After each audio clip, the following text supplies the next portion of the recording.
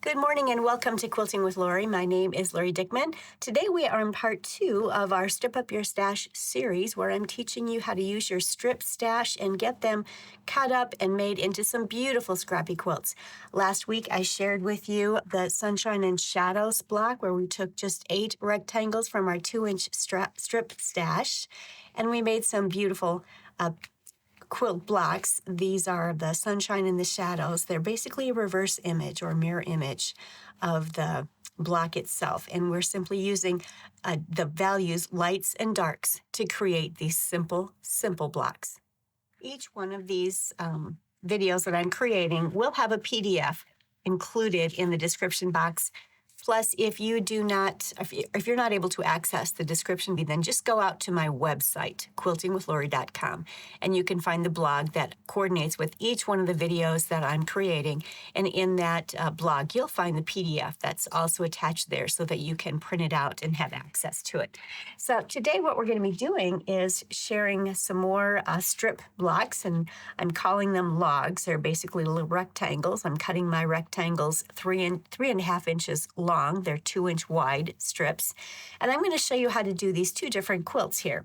This one is past and present, and this one is wheels in motion. Again, the PDF is attached to the description box below, or you can get it on my website, quiltingwithlori.com. Just find the blog that coordinates with this video.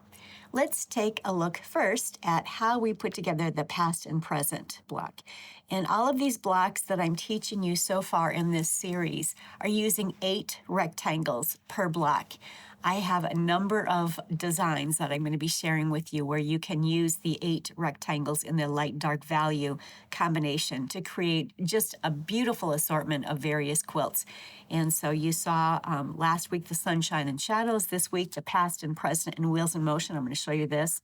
There are still some more 8-block patterns that I'm going to be showing you next week, but we're also going to get to some blocks that will involve 18 logs in the square or in the block itself. And that is going to be a lot of fun as well. There's so many different ways you can use your strips. So what I'm doing here today is simply using my lights and my darks. I cut mine 2 inches wide, 3.5 inches long, and I've arranged them here on this construction board here.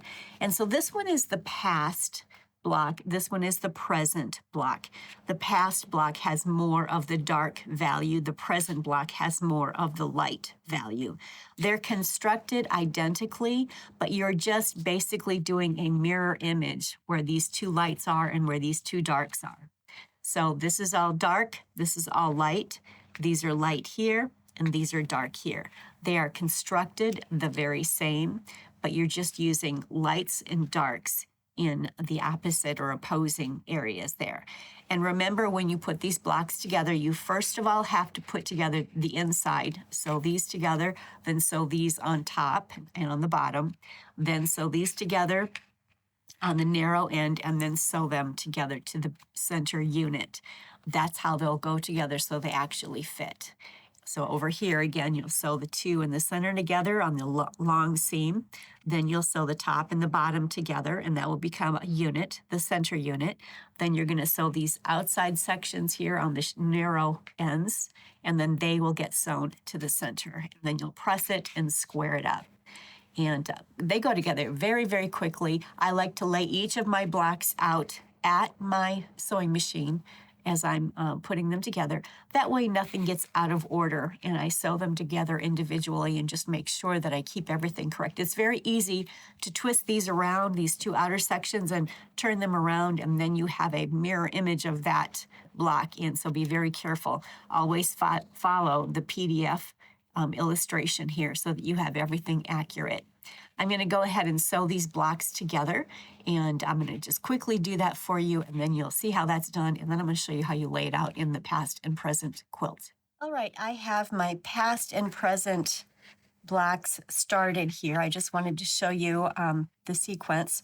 The first thing that I did was I sewed the 2 center pieces together, then I sewed the top and the bottom, then I sewed these narrow edges on the outside, and then these pieces will get sewn to that center unit, and it will become a block. it will get pressed and squared up to 6.5 inches.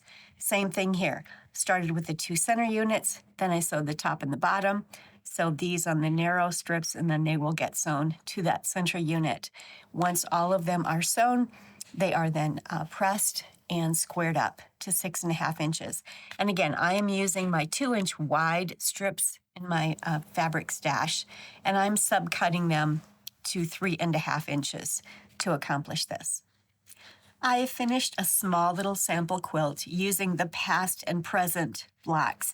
Mine just have 4 of the blocks in here. So here's the past, the present, and the past. And they're put together just like that. You're using the alternating blocks. And you can make this quilt as large as you want. Just depends on how many strips that you have in your stash and how many blocks you can make from those strips. I hope you'll enjoy putting it together for a quilt for your home, for your family, for your friends. And now let's take a look at the second one, the wheels in motion. To create the wheels in motion quilt, you're going to just simply make that same block over and over again. It is the same as the past block here. And here you saw that I was putting it together, and it's got all of the dark going through here with the 2 lights on each end here.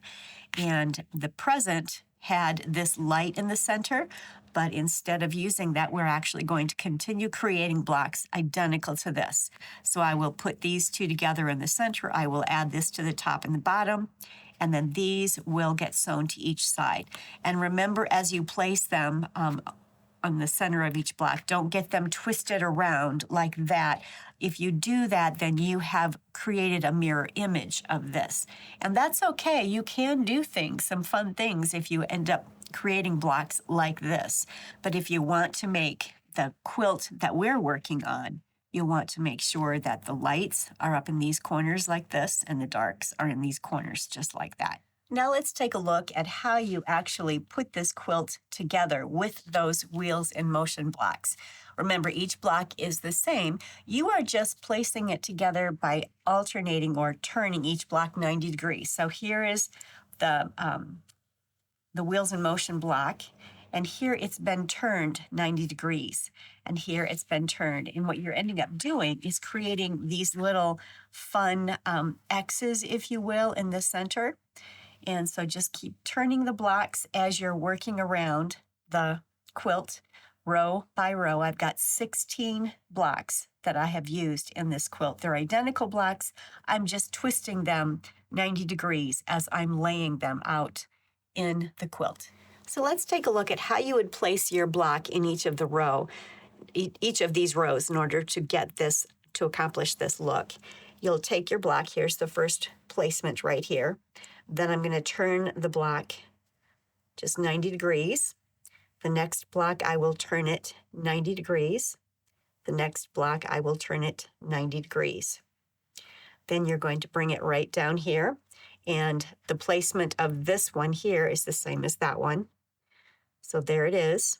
I will then place the next one. I'll turn it 90 degrees, turn it 90 degrees, turn it 90 degrees. And the placement of this block will be the same, or the correct position for the next row. So that's simply how you're going to lay it out.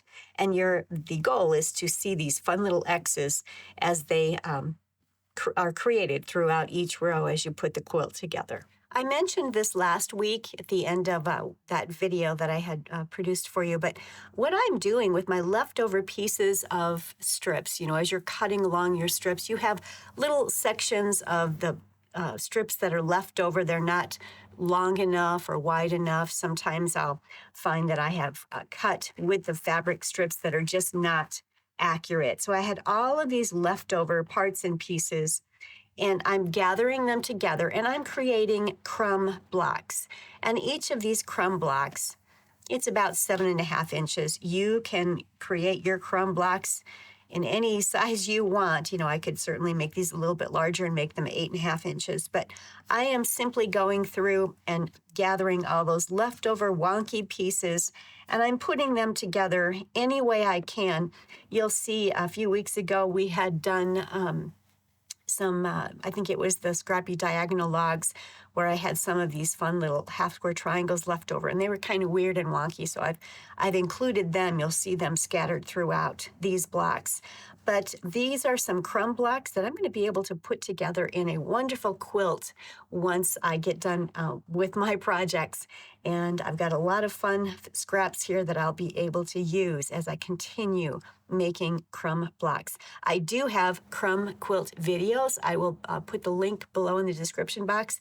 You can find the playlist of that out on my YouTube channel, my crumb blocks, to show you how to actually construct these. I always start in the middle and just keep working outwards. And you're going to need longer pieces toward the outside edges. You'll notice I've actually even used some of the selvage parts that are included. I don't really care. These are crumb blocks, and I'm using whatever I can to make sure the fabric is being used in a beautiful quilt or a tote bag or a purse or something to that effect instead of being thrown in the trash. Thank you so much for joining me today as I've shared with you how to make some additional patterns, some beautiful quilt patterns using the rectangles from your strip stash. And stay tuned next week. I've got even more patterns for you.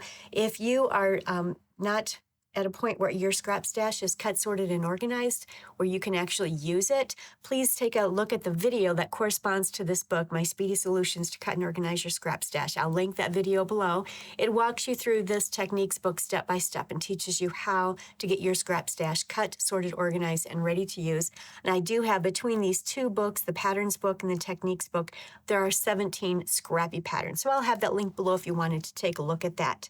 And I hope you're working on some crumb quilts. I'd love to see pictures of everything that you're working on. I'll have my Facebook group page linked below as well. Please go on out there and join and share with us what you are working on. So until next week, happy quilting.